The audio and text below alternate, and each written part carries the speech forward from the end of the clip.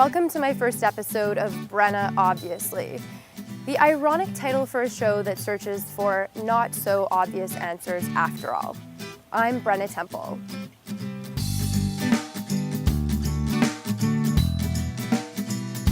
Biography. Canadian journalist, writer, endorses sarcasm from a really small town, but known to think big. Caution. If you see someone driving on the wrong side of the road, then it's probably me. Your biggest question to me right now, why this episode that you've apparently coined as Brenna, Obviously? My response, why not? I'm a foreigner searching for Waga's identity, and admittedly, my own.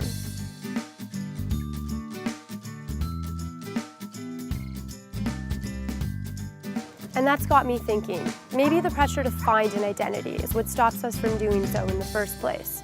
Maybe we are way too petrified of change. So let's embrace change, and through my following episodes, celebrate the paradigm of being real and telling Waga's stories. Change is uncomfortable. Trust me when I say this as a newcomer. When I first came here, I asked myself, where do I fit in? How can I find like-minded individuals to join forces with? Yet, I couldn't find this information anywhere. Yet when you look with purpose, there's so much cultural currency in Waga. As an outsider, I do have an eye for it. There's so much personality and there's copious amounts of talent. You can feel it just walking down Bayless Street.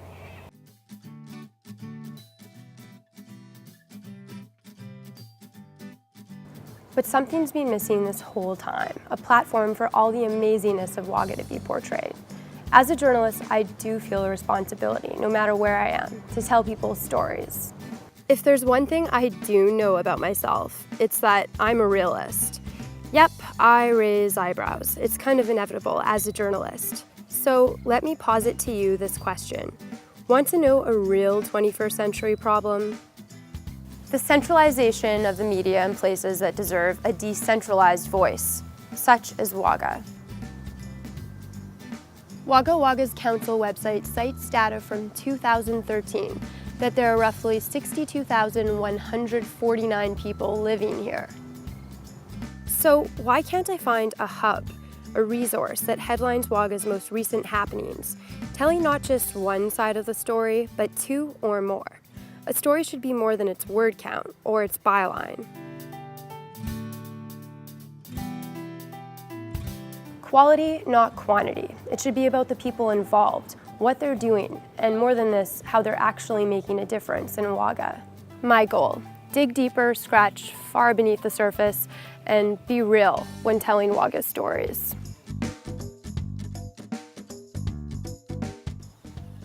If you leave with anything from this episode, then leave with this quote you've probably heard before, but I think is especially relevant within this context. Never doubt that a small group of thoughtful, committed citizens can change the world. Indeed, it is the only thing that ever has. Thanks for watching my first episode of Brenna, Obviously.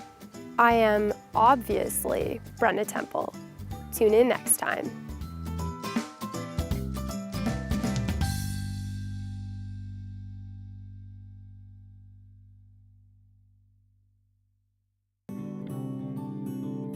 My grandfather saw, I think, the potential in the land and had the foresight to see that one day it would change from agriculture to property development. He then fought for 20 years to actually develop the master plan and then get it through council.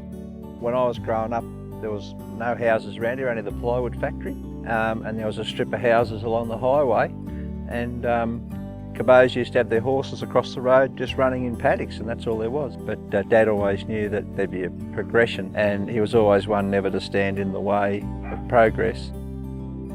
His vision to what my vision is, I probably have put a times 600% on it. And I really wish that I could actually touch base with my grandfather now and see his reaction to what we're doing and see what he would say. The idea was to, if it could be rezoned and develop it, to do that rather than just sit there and used as farming land. Yeah, he was just a farmer. He just wanted to, he saw an opportunity and he just went for it. And I think that it's funny when Dad and I have conversations now because Dad is also a farmer and here I am with this big vision that I want to create. For me, I think that it will be sad, and it is sad to see, you know, the houses being developed around us, but I actually concentrate more on the way in which I guess we're fulfilling my grandfather's vision, and that vision was to change this land to properties, and by doing that we're actually transforming the families within Wagga, and I think that that's more important than us farming the land here.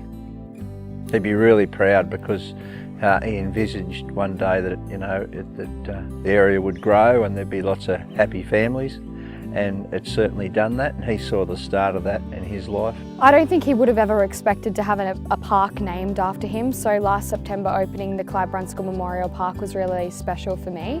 Yeah, it's just special to be for Dad to be recognised for things that he did, and it wasn't always about making money for himself, it was about just providing things for the community and sort of not trying to hold things back, but let things move forward. I guess I'm really lucky because I get to see with my grandma and live through, you know, her answers and, you know, what she thinks of Brunsley Park as it is and how it's growing, and I guess that's how I kind of understand what grandfather would have thought of it all.